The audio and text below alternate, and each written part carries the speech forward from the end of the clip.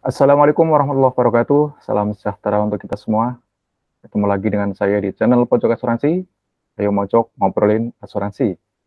Bagaimana kabar sobat semua di seluruh Indonesia, mulai dari Aceh hingga Papua, dari Pulau Miangas sampai Pulau Rote. Semoga teman-teman semuanya berada dalam kondisi sehat walafiat tanpa halangan suatu apapun ya. Kali ini saya ingin berbagi pengetahuan kepada teman-teman semua tentang pengenalan asuransi kecelakaan diri, terutama ditujukan kepada para pelajar, mahasiswa, dan pemuda-pemudi generasi penerus bangsa. Nah, diharapkan generasi muda nanti akan makin sadar tentang pentingnya asuransi bagi mereka. Nah, di dalam struktur penduduk Indonesia di tahun 2020 yang berhasil saya dapatkan dari website BPS, di sana diperoleh informasi tentang struktur umur penduduk Indonesia yang dalam hal ini didominasi oleh generasi milenial dan generasi Z. Jadi kalau boleh kita lihat di dalam bagian yang ada di sini, terdapat beberapa golongan struktur umur penduduk Indonesia. Yang paling kecil itu adalah pre-boomer, ya di situ tertulis angka 1,87%. Pre-boomer adalah mereka yang lahir sebelum tahun 1945 atau perkiraan usia sekarang, ya usia sekarang itu yang dimaksud adalah pada saat BPS melakukan pengukuran data statistik di tahun 2020, itu adalah mereka yang berusia minimal 75 tahun. Kemudian menempati urutan yang kedua itu adalah post Gen Z, yang dalam hal ini tercatat angkanya itu mencapai 10,88%. Post Gen Z ini adalah mereka yang lahir tahun 2013 dan seterusnya, di mana perkiraan usia sekarang itu adalah sampai dengan 7 tahun ya, 0 sampai dengan 7 tahun. Selanjutnya di peringkat berikutnya adalah baby boomer, yaitu 11,56% adalah masuk kepada mereka yang lahir di tahun 1946 sampai 1964, dengan perkiraan usia sekarang itu 56 sampai dengan 74 tahun. Selanjutnya generasi X yang dalam hal ini menempati porsi 21,88% adalah mereka yang lahir pada tahun 1965 sampai 1980, dengan perkiraan usia sekarang adalah 40 sampai 55 tahun. Selanjutnya lebih besar lagi itu adalah generasi milenial yang mencapai angka 25,87%. Generasi milenial ini adalah mereka yang lahir pada tahun 1981 sampai 1996 atau perkiraan usia sekarang adalah 24 sampai dengan 39 tahun. Nah, yang terakhir ini generasi Z yang menempati porsi terbanyak, yaitu mencapai 27,94% adalah mereka yang lahir pada tahun 1997 sampai dengan 2012, dengan perkiraan usia sekarang mencapai 8 sampai dengan 23 tahun.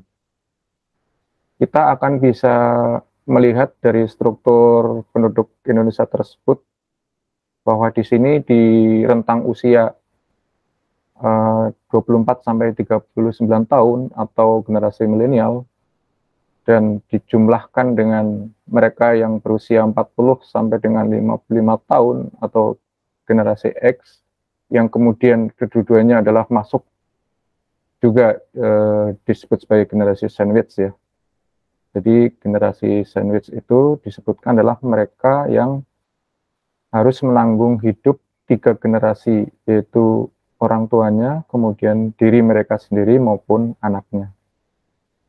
Jadi dapat disimpulkan dari data statistik yang ada, dari jumlah penduduk Indonesia di tahun 2020 sebesar 270,20 juta jiwa, itu mayoritas adalah terdiri dari generasi sandwich, yaitu mereka yang berusia di dalam rentang 24 tahun sampai dengan 39 tahun, yaitu milenial, dan juga usia 40 sampai dengan 55 tahun atau generasi X gitu. Generasi sandwich ini adalah generasi yang memiliki posisi penting di dalam kehidupan sebuah keluarga. Nah, selanjutnya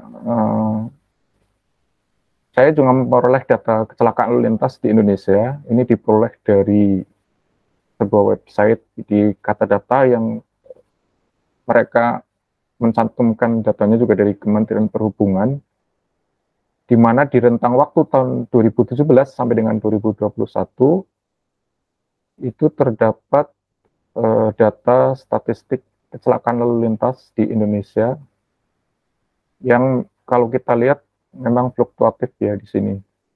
Jadi 2017 ada sekitar 104.327 kasus, kemudian meningkat lagi di 2018 sebanyak 107.968 kasus, kemudian meningkat lagi di 2019 sebanyak 116.411 kasus. Nah, sementara di 2020 memang sempat turun tajam menjadi 100.028 kasus, dan di 2021 meningkat lagi menjadi sekitar 103.645 kasus kecelakaan lalu lintas. Kemudian kalau kita amati data kecelakaan lalu lintas tersebut per wilayah sesuai dengan data yang dikumpulkan oleh Korlantas Polri, ini saya rangkum dari periode Januari sampai dengan 6 Juni 2022. Di sini dapat tergambar bahwa dari wilayah yang ada, Jawa Timur itu menempati statistik kecelakaan lalu lintas yang tertinggi dalam hal ini, yaitu 149 total korban ya. Kemudian dari situ juga terdapat total material loss atau kerugian material sebesar 80.700.000. Terdapat 10 kasus meninggal dunia, kemudian ada 5 kasus luka badan, dan 134 kasus luka ringan. Itu untuk yang korban yang dialami oleh manusia ya. Nah, kemudian disusul oleh beberapa provinsi lain. Nomor 2 diduduki oleh Jawa Tengah, kemudian nomor 3 Bali, nomor 4 Jawa Barat, dan nomor 5 Daerah Istimewa Yogyakarta. Kemudian kita persempit lagi atau kita perjelas lagi untuk jumlah korban kecelakaan lalu lintas itu dapat juga digolongkan berdasarkan usia. Nah, di sini ada data dari PT Jasara Harja yang diolah kembali oleh Katadata dari rentang periode 2018 sampai dengan 2021 di bulan September. Itu ternyata kita bisa melihat bahwa struktur penduduk yang dalam hal ini menyumbangkan korban terbesar adalah mereka yang berusia antara 26 sampai dengan 55 tahun di sini ya, yang digambarkan dengan warna kuning. Bahwa ternyata korban kecelakaan lalu lintas di Indonesia itu adalah mereka yang masuk di dalam generasi sandwich tadi, yaitu golongan yang harus menanggung orang tuanya, kemudian anaknya, dan juga diri mereka sendiri. Sehingga dalam hal ini memang diperlukan sebuah mekanisme untuk mengalihkan resiko kerugian keuangan seandainya si generasi sandwich itu mengalami meninggal dunia atau cedera badan. Nah, dalam hal ini terdapat mekanisme yang bisa diambil untuk mengurangi dampak kerugian keuangan tersebut, yaitu melalui mekanisme pengalihan risiko atau risk transfer mechanism ke perusahaan asuransi. Dalam hal ini, saya mencoba untuk memperkenalkan salah satu produk asuransi yang relevan dengan keperluan tersebut, yaitu asuransi kecelakaan diri. Jadi, apa itu asuransi kecelakaan diri? Asuransi kecelakaan diri atau biasa disebut dengan personal accident adalah produk asuransi yang memberikan perlindungan kepada peserta atas risiko finansial akibat meninggal dunia, serta tetap atau memerlukan biaya pengobatan yang secara langsung disebabkan oleh suatu kecelakaan berdasarkan pada syarat dan kondisi yang dicetak, dicantumkan, atau dilekatkan dalam polis, dan atau dibuatkan endorsement. Di sini juga disebutkan bahwa kecelakaan itu didefinisikan sebagai kejadian atau peristiwa yang mengandung unsur kekerasan, baik fisik maupun kimia, yang datangnya tiba-tiba, tidak dikehendaki, dari luar, terlihat, kemudian langsung terhadap peserta yang seketika itu mengakibatkan luka badani yang sifatnya dapat ditentukan oleh ilmu kedokteran. Nah, kemudian jenis manfaat asuransi kecelakaan diri secara umum ada 3 yang disebut sebagai manfaat A, manfaat B, dan manfaat C. Untuk manfaat A itu adalah santunan meninggal dunia karena kecelakaan, kemudian manfaat B adalah santunan catat tetap karena kecelakaan, dan manfaat C adalah biaya perawatan atau medical expenses karena kecelakaan, yang biasanya diberikan limit sebesar 10% dari manfaat A atau B. Di sini coba saya tampilkan contoh tabel tarif premi asuransi kecelakaan diri. Jadi tarif preminya itu biasanya ditentukan per tahun dalam satuan per 1000 atau per mil ya. Di samping manfaat itu akan menentukan pada tarif premi, di sini juga ada yang disebut sebagai kelas profesi. Jadi ada kelas profesi 1, 2, 3, dan 4 yang bersama-sama dengan jenis manfaat yang diambil akan menentukan kepada tarif premi per tahun. Contoh di kelas 1 adalah kelas profesi yang memiliki risiko paling rendah. Contohnya di sini adalah direksi, kemudian ada sekretaris, pegawai atau staf kantor, akuntan, dosen, guru, notaris, dan lain-lain. Kemudian kelas 2 ada salesman, kolektor, traveler, mahasiswa atau pelajar, artis, arsitek, cleaning service, ibu rumah tangga, dan lain. Kemudian ada kelas 3 dan kelas 4 sebagaimana disebutkan di dalam bahan presentasi ini. Nah, kemudian untuk contoh perhitungan asuransi kecelakaan diri, di sini misalkan ada seorang mahasiswa yang ingin mengasuransikan risiko kecelakaan atas dirinya sebesar 200 juta, berapa sebenarnya premi selama 1 tahun. Kalau misalkan manfaatnya hanya diambil A saja, maka preminya adalah berdasarkan kepada tabel manfaat A. Sebagai contoh di sini, untuk kelas 2 manfaat A itu adalah tarif preminya 0,72 per mil, atau premi per tahun adalah sebesar 200 juta dikalikan 0,72 per mil menjadi Rp144.000. Kemudian kalau manfaatnya ditambah dengan B sehingga menjadi A plus B, maka premi per tahunnya menjadi 200 juta dikalikan 1,63 per mil atau Rp326.000 ya. Dan yang terakhir, kalau mengambil manfaat yang lengkap yaitu A plus B plus C, maka premi per tahunnya itu lebih besar lagi, yaitu 200 juta dikalikan 3,25 per mil atau Rp650.000 per tahun. Nah, bagaimana dengan premi per tahun untuk jangka pendek atau kurang dari 1 tahun ya? Mungkin ada beberapa mahasiswa atau mungkin kalangan tertentu yang tidak ingin mengasuransikan selama 1 tahun, itu bisa saja. Jadi di sini ada tabel yang disebut dengan tabel tarif premi pertanggungan jangka pendek atau short period. Sebagai contoh, untuk jangka waktu kurang dari itu sampai dengan 1 minggu, maka tarif premi short periodnya itu adalah 12,5% dari tarif tahunan. Kemudian untuk jangka waktu lebih dari 1 minggu sampai dengan 1 bulan, tarif premi short periodnya adalah 20% dari tarif tahunan, dan seterusnya. Makin lama periode pertanggungannya, maka perhitungannya atau faktor pengalinya akan menjadi lebih besar. Jadi kalau contoh di sini yang paling bawah, misalnya jangka waktunya adalah lebih dari 9 bulan sampai kurang atau sama dengan 12 bulan, maka faktor pengalinya menjadi 100% dari tarif tahunan. Nah, kita juga perlu mengetahui secara umum tentang prinsip dasar asuransi. Yang pertama itu ada insurable interest, kemudian yang kedua utmost good faith, ketiga proximate cost, keempat indemnity, 5 subrogasi, dan 6 kontribusi. Di sini saya hanya akan menjelaskan yang penting-penting saja yang terkait dengan relevansinya dengan asuransi kecelakaan diri, yaitu yang nomor 1 insurable interest, kemudian ada yang nomor 3 proximate cost, kemudian 4 indemnity, dan yang ke-6 itu ya kontribusi. Nah, apa yang disebut dengan prinsip insurable interest?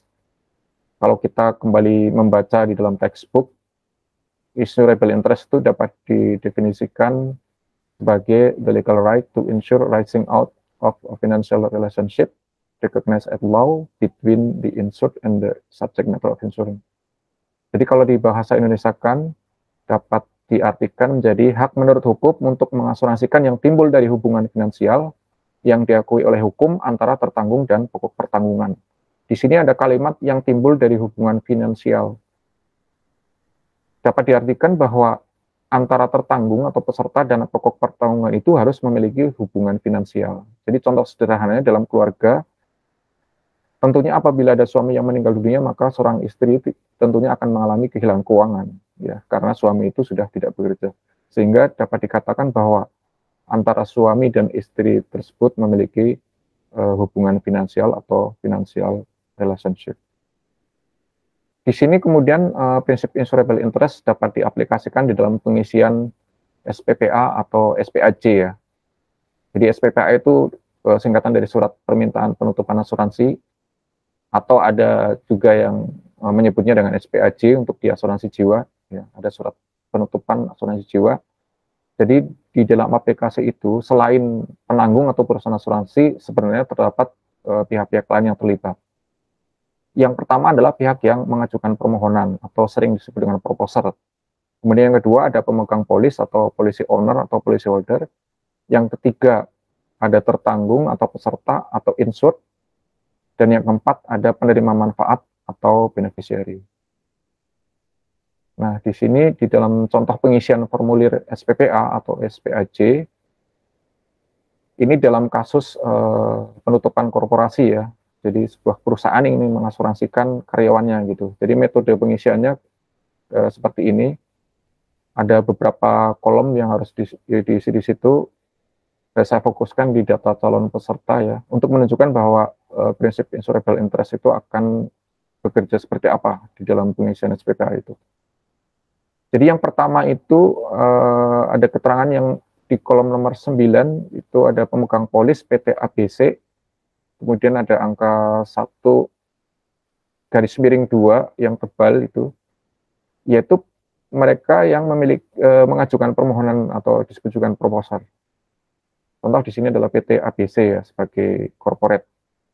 Biasanya pihak proposer ini sekaligus adalah mereka sebagai pemegang polis atau policy owner atau policy holder, yaitu PT ABC itu sendiri. Baru kemudian nama karyawan itu tercantum di kolom nomor 1. Contoh di sini namanya Farhan, adalah tertanggung atau insured. Baru yang terakhir itu di kolom nomor 9, yaitu nama penerima manfaat. Di poin 2 itu ada ahli waris, di situ contohnya Nur Indah ya. Dia hubungannya sebagai istri dari Pak Farhan ini. Sehingga disebutkan penerima manfaatnya atau beneficiary adalah Nur Indah sebagai istri. Sehingga di sini dapat kita lihat memang insurable interest-nya adalah ketika Pak Farhan ini meninggal, maka tentu istrinya itu akan mengalami kehilangan pendapatan karena suaminya sudah meninggal dunia dan tidak bisa memberikan nafkah lagi kepada dirinya dan juga keluarganya. Nah, selanjutnya ada prinsip proximate cause. Ini kalau didefinisikan cukup panjang juga, tapi kalau di bahasa Indonesia kan dapat diartikan sebagai penyebab aktif, efisien yang menggerakkan suatu rangkaian peristiwa yang membawa akibat tanpa intervensi dari suatu kekuatan pun yang timbul dan bekerja secara aktif dari suatu sumber yang baru dan berdiri sendiri. Nah, dari definisi ini kemudian muncul beberapa terminologi dalam prinsip proximate cause. Contoh ini ada causation atau dapat didefinisikan sebagai hubungan sebab akibat ya antara satu kejadian dengan kejadian lain. Kemudian ada initiating cause, itu adalah penyebab atau bahaya paling pertama yang tidak terlalu jauh dari aspek waktu. Ada lagi active or dominant cause, yaitu penyebab aktif atau dominan di antara bahaya-bahaya lain. Selanjutnya ada intervening cause, yaitu bahaya baru dan independen yang memutus rantai atau rentetan kejadian. Dan yang terakhir ada remote cause, yaitu jika rantai kejadian terputus oleh intervening cause, maka initiating cause ini akan menjadi remote cause. Ini sebagai contoh ya, di sini sebenarnya ada 3 jenis penyebab di dalam prinsip proximate cause. Yang pertama itu ada single cause atau penyebab tunggal, kemudian yang kedua ada chain of event atau penyebab berurutan, dan yang ketiga adalah concurrent cause atau penyebab bersamaan. Di dalam gambar yang ada di kanan itu adalah merepresentasikan atau menggambarkan jenis penyebab yang nomor 2, yaitu chain of event atau penyebab berurutan.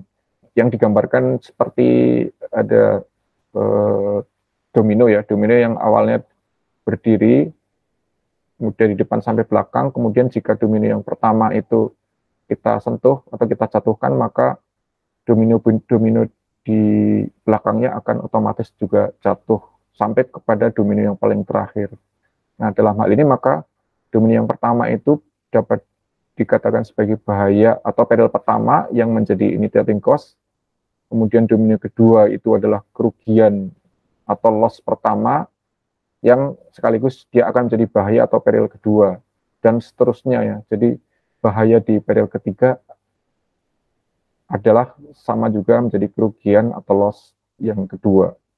Itu adalah contoh dari chain of events di dalam prinsip proximate cause. Di sini juga ada contoh kasus di dalam teori prinsip proximate cause.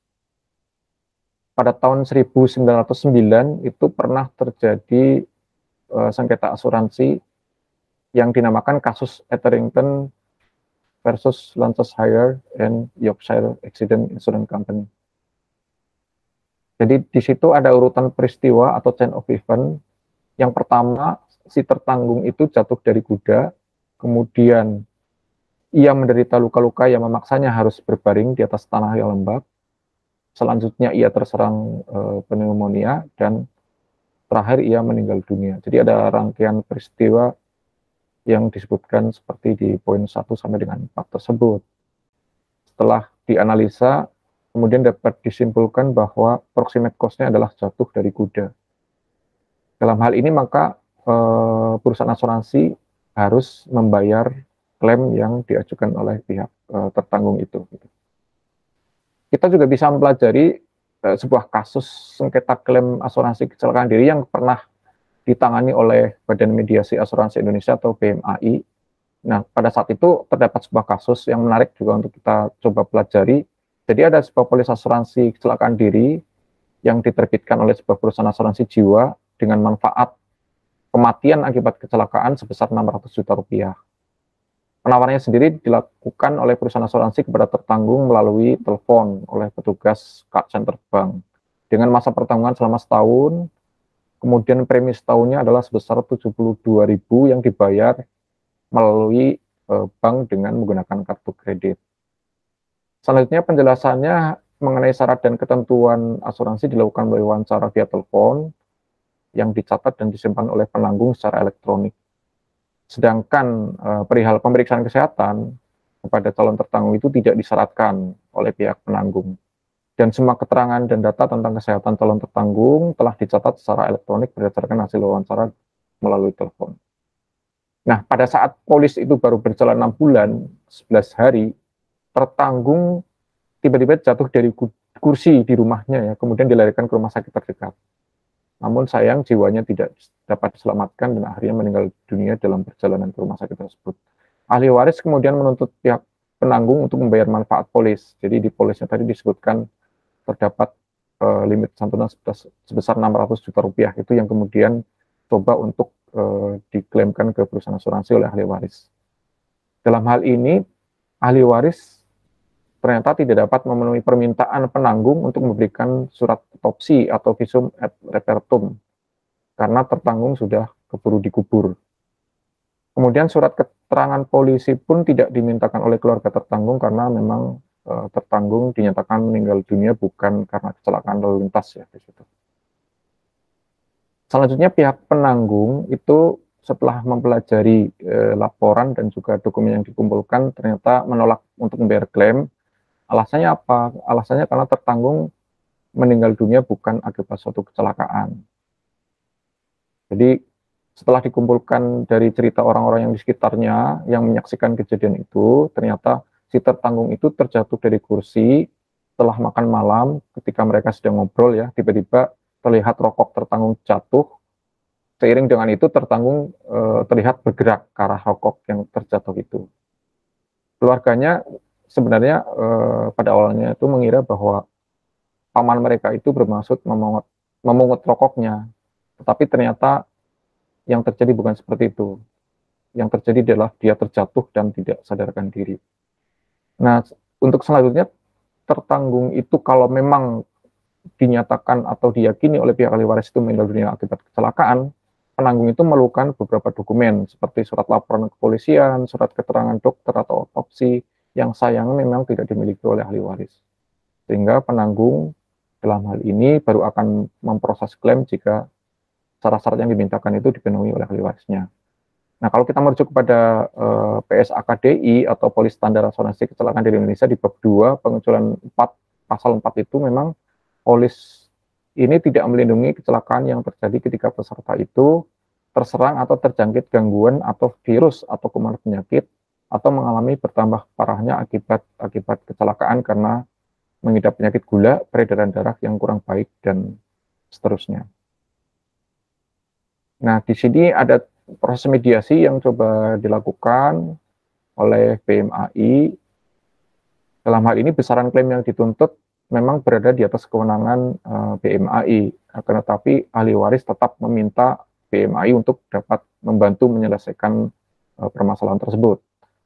Kemudian penerima manfaat atau beneficiary sampai saat ini belum menerima surat penolakan final dari penanggung, sehingga BMAI tetap dapat melanjutkan proses mediasi.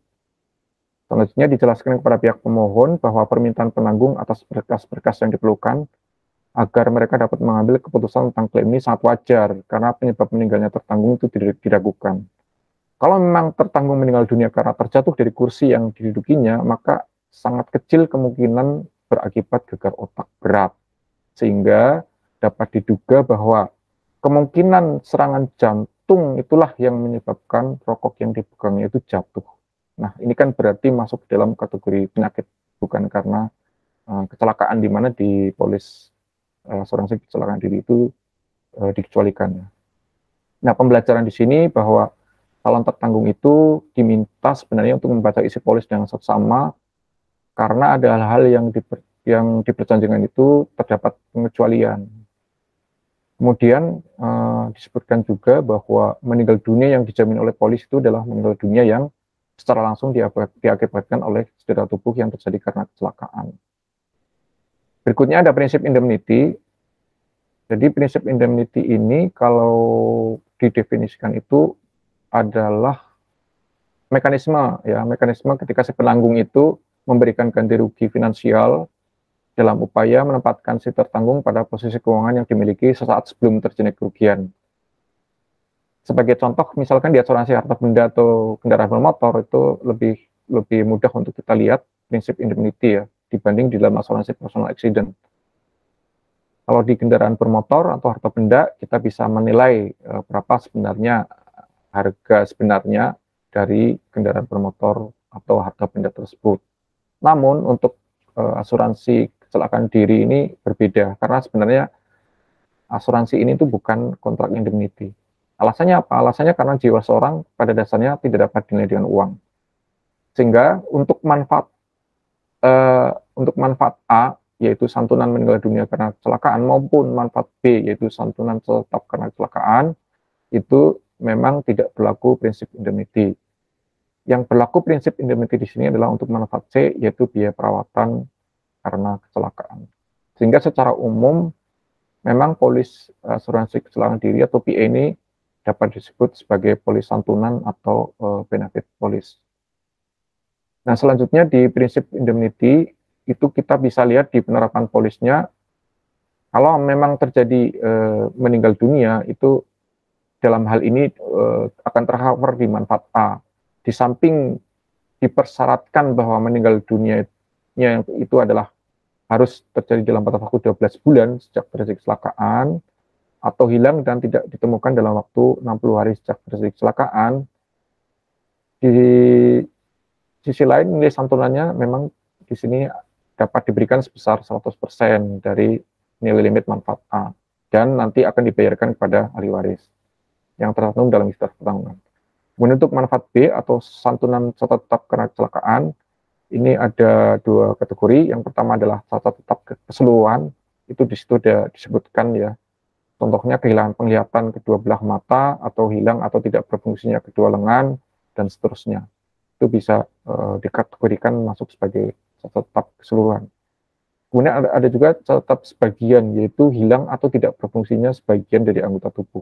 Di polis akan dicantumkan bagian mana yang mengalami kehilangan fungsi atau secara fisik ya, misalkan mulai dari lengan kanan, mulai dari sendi bahu, di dalam tabel itu akan diberikan nilainya sebesar 60% untuk penggantian kepada pihak si tertanggung itu.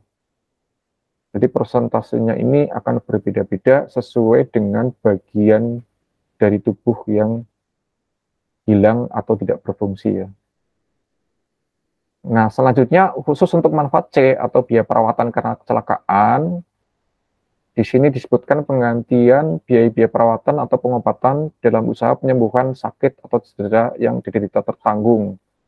Manfaatnya ini akan dibayarkan kepada tertanggung berdasarkan kwitansi asli yang dikeluarkan oleh dokter, rumah sakit, laboratorium, apotek, atau petugas medis lainnya yang melakukan perawatan atau pengobatan, di mana jumlah maksimum penggantian adalah setinggi-tingginya sebesar nilai manfaat C selama jangka waktu pertanggungan. Nah, di yang terakhir ada prinsip kontribusi. Definisinya kalau di bahasa Indonesia kan adalah hak seorang penanggung untuk mengajak penanggung lain yang sama-sama menanggung, tetapi tidak harus sama kewajibannya kepada tertanggung untuk ikut memberikan pembayaran ganti rugi. Nah, prinsip kontribusi ini dipakai untuk mendukung prinsip indemnity sebelumnya, yaitu dalam rangka untuk mencegah tertanggung mendapatkan keuntungan atas klaim dari 2 atau lebih polis asuransi. Sebagai contoh, di sini ada 2 polis atau lebih, maka mekanisme prinsip kontribusinya hanya berlaku pada klaim manfaat C ya. Sebagai contoh ada 2 polis yang pertama dengan manfaat yang telah disebutkan di situ, kemudian ada polis kedua yang juga disebutkan manfaatnya di situ. Di dalam polis sudah diatur tentang pertanggungan rangkap yang mencerminkan dari prinsip kontribusi. Jadi ketentuan pertama, dalam hal manfaat C yang dijamin juga oleh 1 atau lebih polis lain, maka jumlah penggantian maksimum berdasarkan polis ini dihitung secara proporsional. Kemudian, ketentuan di atas dijalankan walaupun dibuat beberapa polis yang diterbitkan pada hari yang berlainan. Jadi kalau periodenya startnya itu berlainan, tetap akan berlaku penggantian secara proporsional. Kemudian poin yang ketiga, dalam hal terdapat polis lain yang bersifat wajib dengan jaminan yang sama, maka polis ini memberikan penggantian setelah polis wajib tersebut memberikan penggantian terlebih dahulu. Jadi hak klaimnya itu harus diajukan dulu ke polis asuransi yang wajib. Kalau memang ada 2 polis tadi ya, ada 1 polis wajib, 1 polis tambahan, maka ketika ada klaim itu harus diajukan dulu ke polis yang wajib. Kemudian ketentuan lain dalam hal terjadi kecelakaan, tertanggung wajib memberitahukan secara tertulis pertanggungan lain yang masih berlaku. Prinsip kontribusi ini bisa digambarkan di dalam sebuah contoh kasus, misalkan untuk yang polis pertama asuransi wajib dengan manfaat 100 juta untuk A dan B, kemudian manfaat C 10 juta. Di samping itu ada polis kedua adalah asuransi tambahan atau non wajib dengan manfaat A atau B itu 200 juta, kemudian manfaat C 20 juta. Nah, bagaimana dengan penjelasan klaimnya? Untuk klaim manfaat A atau B, itu kedua polis dapat melakukan penggantian secara penuh, karena tadi memang prinsip indemnity dalam hal itu tidak berlaku ya, kalau untuk manfaat A atau manfaat B. Nah, sedangkan untuk klaim manfaat C, polis yang pertama, yaitu asuransi wajib, akan memberikan penggantian terlebih dahulu. Nah, selanjutnya kalau ada ekses atau kelebihan, baru polis kedua yang nanti akan bertanggung jawab. Sehingga dalam ini jika terdapat contoh biaya perawatan 5 juta, maka klaim itu akan dibayarkan penuh sebesar 5 juta oleh polis pertama ya, sebagai polis asuransi wajib. Lalu kalau misalkan terdapat biaya perawatan lebih besar lagi, misalkan 15 juta, maka klaim akan dibayarkan 10 juta oleh polis pertama sesuai manfaatnya ya. Jadi manfaat yang polis pertama untuk C ini kan 10 juta. Jadi langsung akan dibayarkan 10 juta. Baru yang 5 jutanya atau eksesnya itu akan dibayarkan oleh polis yang kedua. Nah, bagaimana dengan adanya 2 polis yang sama-sama non wajib? Tadi ya, misalkan polis yang pertama ini manfaatnya untuk A dan B itu 100 juta, kemudian manfaat C 10 juta. Kemudian ada polis kedua yang juga non wajib dengan manfaat A dan B 200 juta, kemudian manfaat C 20 juta. Kembali, kalau untuk klaim manfaat A atau B, karena memang tidak berlaku prinsip indemnity, maka kedua polis dapat melakukan gantian secara penuh. Jadi, misalkan si tertanggung meninggal dunia, maka dari polis pertama akan dibayarkan sebesar 100 juta kepada ahli waris, kemudian di polis yang kedua juga akan diberikan sebesar 200 juta kepada ahli waris, sehingga totalnya menjadi 300 juta. Nah, adapun untuk manfaat C ini kan berarti biaya pengobatan atau perawatan medis ya. Disinilah berlaku prinsip kontribusi, karena memang indemnity-nya berjalan. Jadi kalau contoh misalkan ada biaya pengobatan dengan total nilainya itu 3 juta rupiah, bagaimana dengan porsi tanggung jawab polis pertama dan kedua? Nah, hitungannya itu mengikuti formula secara proporsional ya. Dalam ini polis pertama itu akan memberikan porsinya itu sebesar limit manfaat C dari polis pertama dibagi dengan total dari limit manfaat C polis pertama dan kedua, baru dikalikan dengan total nilai klaim. Contoh di sini berarti limit manfaat C dari polis pertama itu 10 juta, kemudian dibagi dengan total dari limit manfaat C polis pertama dan kedua ya 10 plus 20 juta. Jadi menjadi 10 per 30 juta ya. 10 juta per 30 juta kali nilai biaya untuk pengobatan 3 juta, ketemunya itu 1 juta. Itu yang akan dibayar oleh polis pertama gitu. Kemudian bagaimana dengan polis kedua? Formulanya sama, jadi di situ limit manfaat C dari polis kedua dibagi dengan total limit manfaat C polis pertama dan polis kedua, baru dikalikan total nilai klaim. Atau dalam hal ini berarti 20 juta dibagi 10 juta plus 20 juta kali nilai klaim yang 3 juta menjadi 2 juta. Di sini berarti dapat disimpulkan bahwa polis pertama akan memberikan porsi sebesar 1 juta dan polis kedua akan memberikan porsi sebesar 2 juta. Kalau di total 1 juta plus 2 juta menjadi 3 juta. Itu sesuai dengan total biaya perawatan yang sudah dikeluarkan oleh tertanggung. Nah, ini yang terakhir untuk polis asuransi itu kapan akan berakhir ya, karena memang ada ketentuan yang mengatur. Sesuai dengan wording PSAKDI di dalam pasal 21, polis asuransi akan berakhir dalam kondisi sebagai berikut. Yang pertama, periode asuransi berakhir, ini otomatis juga memang pengcoveran akan berakhir. Bisa juga yang kedua adalah pembatalan polis, baik oleh tertanggung maupun penanggung. Kemudian yang ketiga, seandainya tertanggung meninggal dunia juga polis asuransi akan otomatis berakhir. Kemudian yang keempat, tertanggung menerima klaim santunan cacat tetap keseluruhan. Ini juga polisnya akan berakhir secara otomatis. Kemudian yang nomor 5, tertanggung menerima klaim santunan cacat tetap sebagian yang jumlahnya mencapai 100% dari manfaat A atau B. Yang nomor 6, tertanggung mencapai usia 60 tahun kecuali disetujui lain oleh penanggung. Kemudian yang nomor 7, polis juga akan berakhir dalam kondisi tertanggung dikenakan hukuman penjara. Baik, demikian sharing informasi atau pengetahuan dari saya tentang produk asuransi kecelakaan diri atau personal accident yang dalam hal ini sangat bermanfaat dan relevan dengan kebutuhan yang dialami atau dihadapi oleh generasi sandwich, yaitu mereka yang harus menanggung biaya hidup dari orang tuanya, anaknya maupun dirinya sendiri. Semoga bermanfaat. Terima kasih sudah mengikuti video saya ini. Jangan lupa untuk subscribe, like, dan komen. Sampai jumpa di lain kesempatan. Wassalamualaikum warahmatullahi wabarakatuh.